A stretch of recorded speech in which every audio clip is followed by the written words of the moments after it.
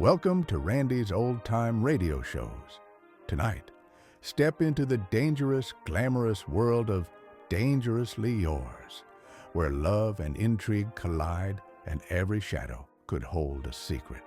Hold your breath. The suspense starts now.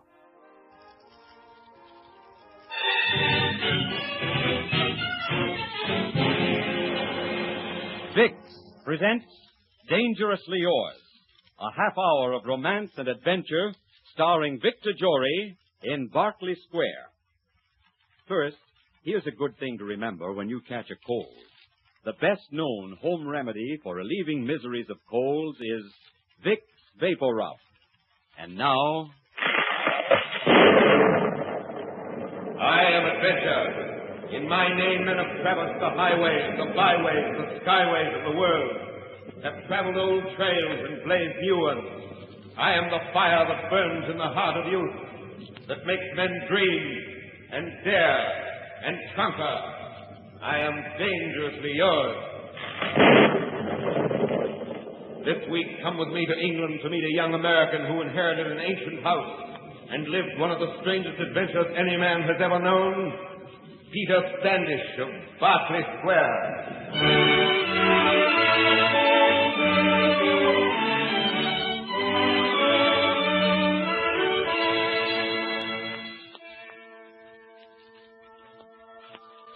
They tell me I have been very ill. Perhaps I have. But I've also been on the most inconceivable adventure that could be imagined. I have crossed the bridge from the present to the past. I have gone from this century back into the 18th century. I have traded places with my own great-great-grandfather, Peter Standish. That same great-great-grandfather whose portrait hangs there over the fireplace. When this strange adventure began, I was with Marjorie. Peter, that's the most amazing thing I've ever seen in my life. Why, you might have sat for that portrait of your great-great-grandfather yourself. Marjorie, wouldn't you love to change places with him? Just imagine walking the quiet streets of London in the 18th century, breathing pure air instead of gasoline, riding in sedan chairs instead of taxicabs. Wouldn't that be an adventure? Yes, but it would be an impossible one, Peter. No, you're wrong. What I'm getting at is this, that to God there is no past, present, and future. Time as we know it is nothing but an idea in the mind of man. Do you see, Marjorie? Peter, darling, you've been working too hard. You aren't being practical or sensible. You haven't been from the time you inherited this house and came here to live. I don't think it's good for you. This house gave me the idea. I tell you, the possibility of going back in time is perfectly logical. It may sound convincing, Peter, but of course it's impossible. No, my dear, the past is over and gone. You're wrong, Marjorie. Look, I have some of the past right here in my hands. It's Peter Standish's diary. Would you like to know a little about him? I've been studying it so hard I know it almost by heart. His trip from New York to England took 27 days in a bark called the General Wolfe. It says, too, that Reynolds didn't want to paint his portrait. That's the one over the fireplace. I've been curious about that. But he must have painted it. It's obviously Reynolds. Yes, that's certain. Now, let's see. Oh, yes. He married the eldest Pettigrew girl, Kate, in this very house. They had children who died here. And there was a younger sister, Helen. Her family tried to force her into a marriage she hated. The diary stops before that's settled. And look here. Please, Peter, it's all very interesting, but suppose you tell me about it some other time. Oh, you look so tired and flushed. I'm going to get you some tea. I wish you understood. Marjorie, are you sure you want to marry me when there's so much you don't understand about me? Of course I want to marry you, darling. You're just a little tired. You don't really think you could go back into the 18th century. Now, you just sit there while I get you some tea. I sat there staring about the room, staring at the rich, mellowed walls, the satin-smooth tables, the dignified chairs. And the past was alive in that room, and I knew it. The firelight flickered on the ceiling and touched to gold the face of my ancestor, Peter Standish. And in some curious way, I felt as though I were looking at myself. And then outside I heard a coach on cobblestones. And then I laughed to myself. A coach. Cobblestones. Why, they had had wood blocks in Berkeley Square for ages. They were quieter even than the asphalt in New York. And then I heard a woman's footsteps, and I turned expecting to see Marjorie, and saw... Oh, I bid you good evening. I suppose you're my cousin Peter from America. We had your note that you'd arrived in London. How did you get into the house without any of us hearing you? I jumped to my feet staring at her, staring at this woman dressed in hooped satin, her hair piled high on her head, her shoulders bare. I touched my own sleeve. That was satin, too. And I looked down and saw that I was dressed in the clothes of the man in the portrait. And then I looked to the wall, but it was gone. There was no portrait there. Well, Cousin Peter, are you going to stand there staring at me all evening? I beg your pardon. You must be my cousin Kate. Or is it Helen? I'm Kate, sir. But how did you get here in all this rain without getting wet? Well, I came in a coach. Oh, I see. I rang the bell, but no one answered, so I came in. The bell? You rang the bell? What bell? Oh, I mean, the knocker, of course. Well, in any event, I'm most happy to welcome you, Cousin Peter.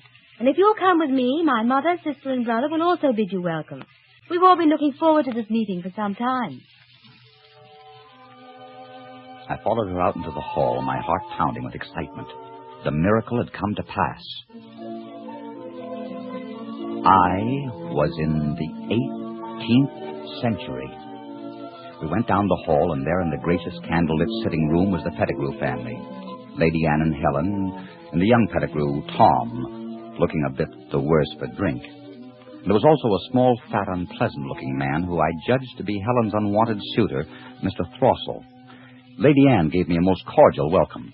Well, Cousin Peter, what a delight this visit of yours is indeed. Kate has been all aflutter about it for weeks. Indeed, so have we all. How gracious of her, and of you. This is my other daughter, Helen. How do you do, Cousin Peter? How do you do, Cousin Helen? And this is my son, Tom. How do you do? Who will no doubt show you around town. And this is Helen's fiancé, Mr. Throssell. How do you do, Mr. Throssell, gentlemen? It's my pleasure, gentlemen. Did you like the cashmere shawl your aunt sent you for your birthday, Helen? Cashmere shawl? Is there a shawl in that parcel? I haven't opened it yet. Peter, how could you possibly know it was a shawl? How could you possibly know? I don't, really. It was only a guess, you see. Well, shawls are so popular nowadays. Well, aren't you clever to guess? It is a shawl. My sister wrote me about it. Well, come now. You must be shown to your room. Dinner's not so long away. Come, my dear boy, come.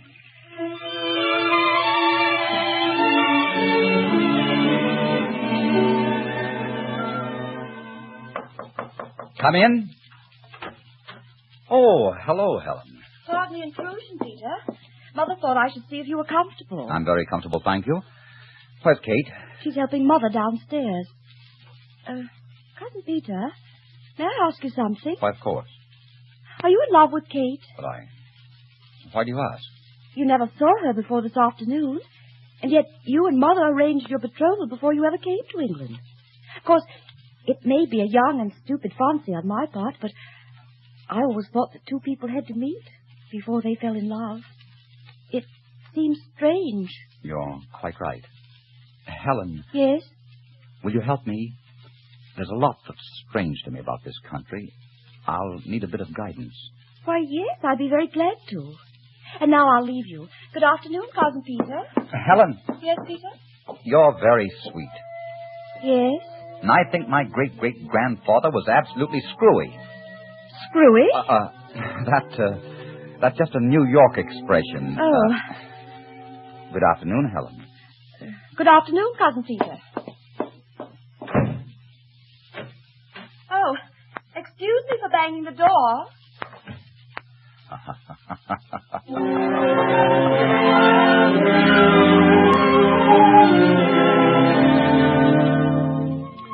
Helen, a smile curved to fit my heart. Eyes that danced in the candlelight. Hair like blue-black midnight sky. In the days that followed, I could not keep my eyes nor my thoughts away from her. And yet I knew that I must marry Kate. But Kate, after the first few days, kept away from me. It was Helen that was by my side constantly. It was Helen who took me to Sir Joshua Reynolds' studio. Turn your face toward the window, please. Mr. Standish, I am very sorry, but I must refuse the commission. I cannot paint you. What? Why, Sir Joshua, you did paint. That's impossible. I wish I could paint you, Mr. Standish, but I'm a painter of realities. And there's something in your face and your eyes that's unreal. Something I would never be able to capture. I never heard of such rot. Come, Peter. There's no point in arguing. But he must paint me. He did paint me. Oh, never mind. You wouldn't understand. Good day, Sir Joshua. I hope you'll change your mind. Change my mind? I'd as soon paint the devil as to paint you.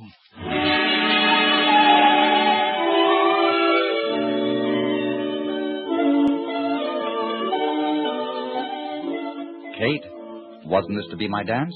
Yes, but I have a headache. I don't quite feel up to dancing just now. Well, since you have a headache, Kate, let's go outside on the balcony for a breath of air. Well, I really shouldn't. I wanted to see Mother.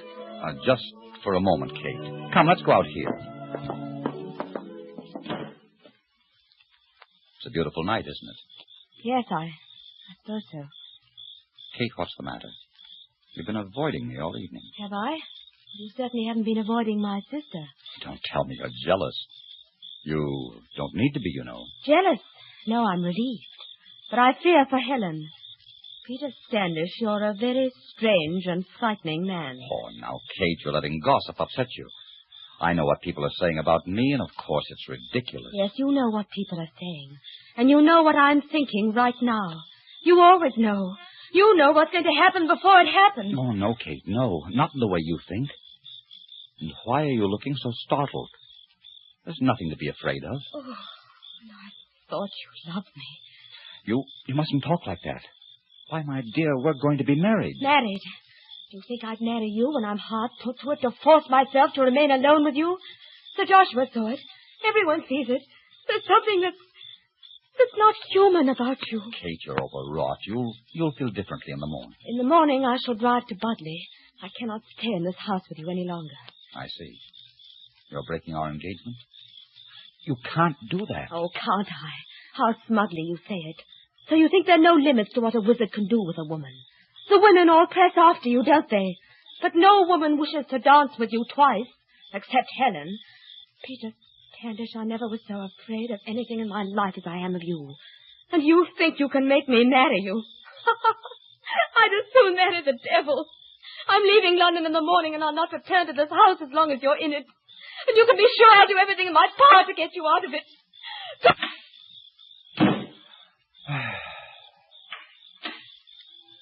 Peter? Oh, Helen. Peter, come and dance with me. You're not afraid of me, Helen. You're not afraid to dance with me.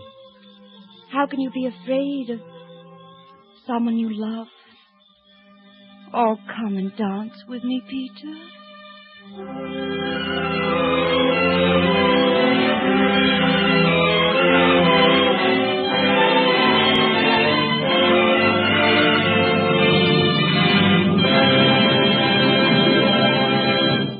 In just a moment, we will bring you the second act of Dangerously Yours.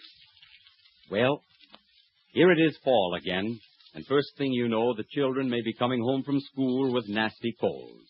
Too bad. But this time, Mother, don't take needless chances with untried remedies. Instead, relieve distress the modern way most young mothers now use. When your child catches a cold, rub the throat, chest, and back with Vicks VapoRub.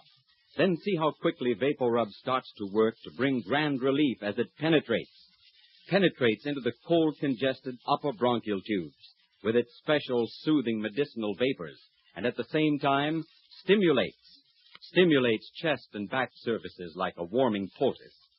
This penetrating, stimulating action of VapoRub keeps on working for hours to bring relief and comfort, and often most of the distress of a cold is gone overnight. Now stick to VapoRub this winter, Mother, because only VapoRub gives you this special, penetrating, stimulating action to relieve miseries of colds.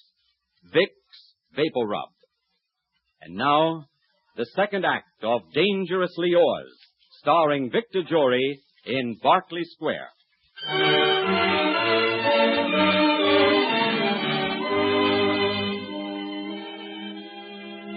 Peter, it's very late. Are you going to walk up and down the library all night? I can't sleep, Helen. You're worried about Kate, aren't you? Well, don't be. She'll be all right when she returns. Peter, tell me what all this mystery means so that I can explain it to her. Tell me how you can know things you couldn't know. First, it was about my shawl, and since then, so many things. Well, Helen, But it's true, Peter. You do see ahead. We all know you do. Oh, Peter, tell me how you do it. I want to see ahead, too. I'd love to know about the future. But I couldn't tell you, dear. You wouldn't understand. There aren't any words to make you understand. You say there aren't any words because these things must come to your mind in visions, Peter. And I think I could see them, too, through your eyes. Oh, let me try. Look at me, Peter. Look at me. Very well. I'm looking. And I was right. I can see. I see this room, this very room. It blazes with magic lights, Peter. And there's your portrait on the wall. Then Reynolds did paint it, just as you said he did. Now I see sunshine, white clouds, great birds bigger than 100 eagles. Aeroplanes. Machines with men in them. And below them, reaching to the sky, a fairy dream city. And oh, Peter, look down on the ground. You're looking, Helen, into the great age of mechanism. Trains, automobiles, factories, radio, an age of miracles and of great truths. That's the future, Helen. Peter, you know the future. Tell me ours. I don't know our future, but I do know I love you. If ever a man loved a woman, I do love you. I loved you before I ever saw you. In my first dream of you, coming with a candle from somewhere far away to meet me. Oh, Helen, I can't play a part anymore. I myself, you see, I'm myself, and I'm muddling everything up. This isn't possible. This isn't my world or yours. It isn't my life, and it isn't your life. Oh, Peter, take me away with you. Take me back to wherever you came from. I can't, Helen. I can't. Then don't leave me. Oh, Peter, don't leave me. Oh, my beloved. When I kissed Kate, that was the first Peter Standish kissing his betrothed. But there's never been a kiss like this since the world began.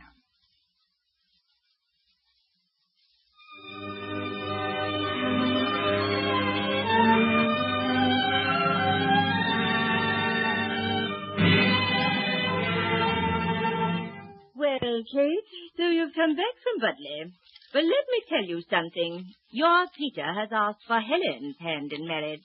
What do you think of that? Mother, you wouldn't let Helen marry him. You wouldn't do that. This marriage must not be. Don't worry, my dear. I shall see to that. Well, Kate, I'm glad to see you again. Hello, Kate, dearest. Mr. Standish, when you came into this house, although the door was shut and locked, did you come from America? Yes, we are all very curious about that, Mr. Standish. What is the answer? The answer is yes. I do come from America. Oh, really? Mr. Standish, you used some very peculiar expressions at times, and I made a note of them. You said they were expressions used in New York. That's right. Indeed. Well, on my way home, I stopped at the legation in Grosvenor Square. Should not the American minister, Mr. Adams, know what words are used in New York? Mr. Adams is from Massachusetts. I asked him, nevertheless. He had never heard of one of them. As a matter of fact, those expressions are not used in America, and they're certainly not used in England. If they're used at all, the devils use them in hell. It is true Peter Standish came from New York in the General Wolfe. You've taken possession of his body. What have you done with him? Kate, I think this has gone quite far enough. I think perhaps we should call your brother Tom to deal with this creature. In the old days, he'd have been burned at the stake. Why not now? You still burn people. You burn women accused of witchcraft. You should be whipped for this, sir. Yes, whip people if they're crazy. Flog them in public, as you flog your half-naked lunatics at Bedlam with a crowd of your gaping Londoners looking on. You savages. You forget yourself, sir. Your son Tom, madam, you're proud of him, aren't you? You think he's a gentleman. A typical English gentleman of the time. Well, he is. But what a time. Dirt, disease, cruelty, smells. You, Kate, you may be a fool, but you're the best of the lot. For you're trying in your silly way to help Helen now. But as for you, Lady Anne, I've seen you in Sheridan's plays, and I've read you in Jane Austen's novels. You know what you want, and you plow straight ahead over everything and through everything like a tank lumbering through the mud. You hit like a tank. Good Francis Adams, what tank means. No, it's not Charles Francis Adams. It's John Adams, second president of the United States. Charles Adams won't be born until the Civil War in 1861. Peter! What's one more blunder among so many? Your Peter Standish came from New York to Plymouth in the General Wolfe. This Peter Standish flew from New York to Plymouth. Shall I make a few more blunders for you to gibber at, Kate? Shall I drive you to Budleigh in my car at 90 miles an hour? You fiend from hell. What do I care about you? You're all over and done with, all of you. You're dead. You've rotted away in your graves. You're all ghosts. That's what you are, ghosts. Do you hear? Come, Helen. Let's get out of here. And I was in love with the past. I was in love with the past. My dearest. Oh, my dearest.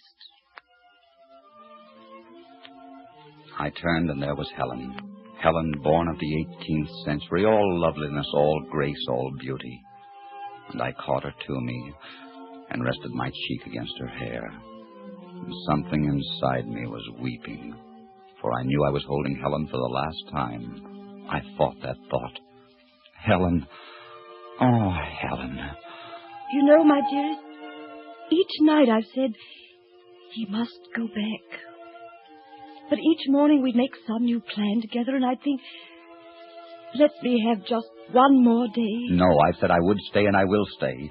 I was a fool and a weakling to talk like that. It won't happen again. I couldn't face my own life without you. What life is this for you? Be brave, Peter, and listen. My life, my London, are nightmares to you. Oh, don't be sad, just think.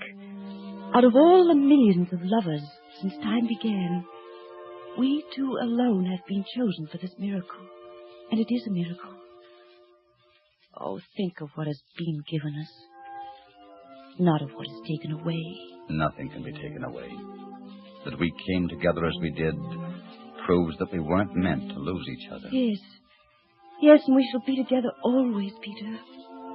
Not in my time or in yours, but in God's. Yes, darling. It must be that way.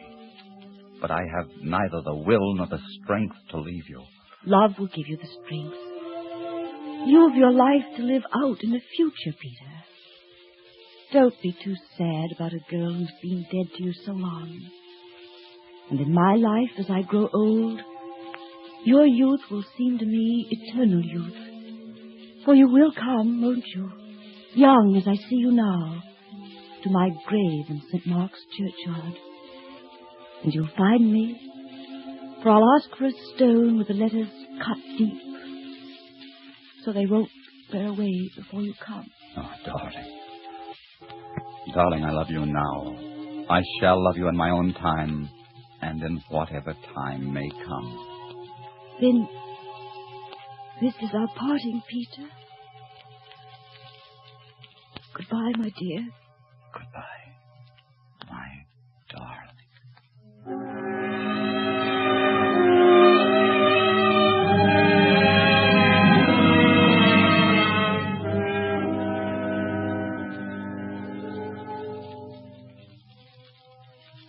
I left her and walked down the corridor into the library.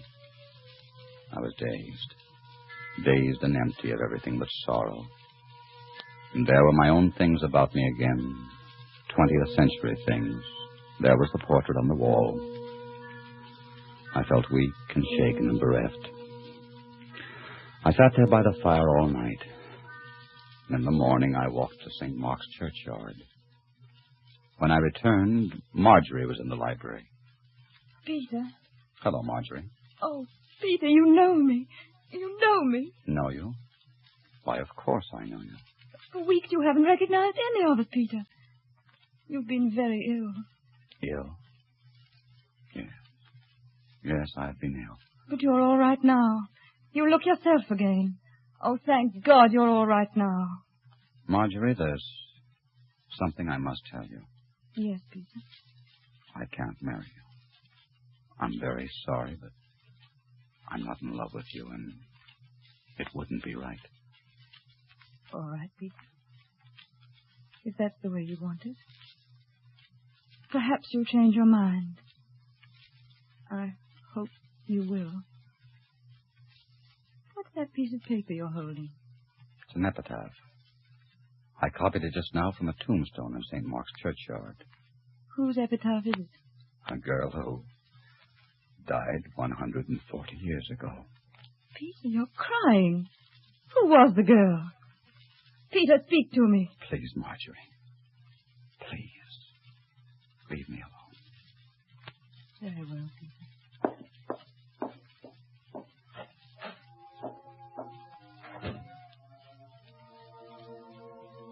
Here lies in the confident hope of the blessed resurrection and life eternal Helen Pettigrew, beloved younger daughter of Sir William Pettigrew and Lady Anne Pettigrew, who departed this life June the 15th, 1787, aged 23 years. Oh, my dear, I've seen your shadow on the stairs, and I've seen your hand rest on this desk, and I've seen you sitting by that window. And you'll always be close to me in this house. You'll always be the living, beautiful soul of this house. And I know that we shall be together. Not in your time, nor in mine, but in God's.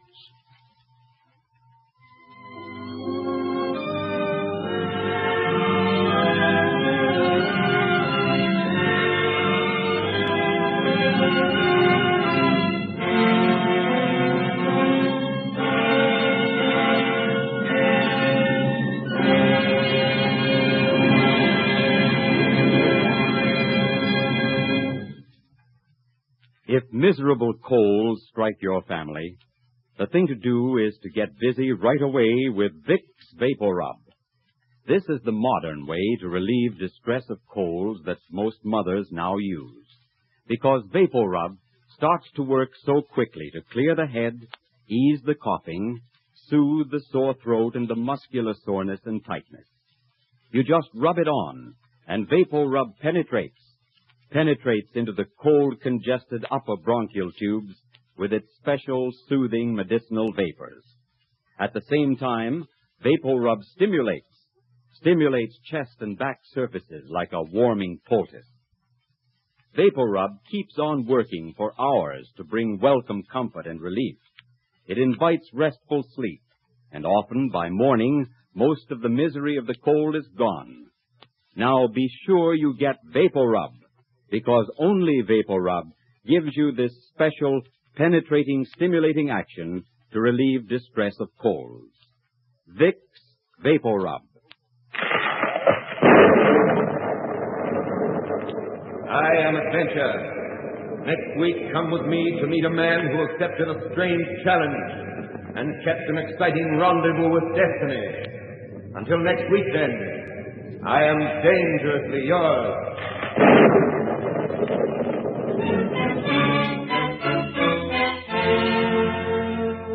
Our script, based on the play Berkeley Square, was written by Jean Holloway and directed by Richard Sandville. The role of Helen was played by Gertrude Warner. The music for the series is under the direction of Mark Warno. Be sure and listen next week to another exciting adventure starring Victor Jory in Dangerously Yours. Well, folks, that's it for this episode here at Randy's Old Time Radio Shows. Before we wrap up, it's worth noting that Randy dedicates countless hours to restoring and editing every single show before it's uploaded for your listening pleasure. Our goal is to preserve these old-time radio treasures and make them sound as clear and warm as the day they were first broadcast. If you'd like to support his hard work and help keep these classic shows coming, any donation, big or small, is sincerely appreciated. You'll find donation links in the description below. Or if a QR code appears on your screen, Simply point your phone's camera at it and follow the prompts. Randy sincerely thanks you in advance for helping keep these shows alive. Thanks for joining us, friends. Until next time, keep the memories warm and the stories close.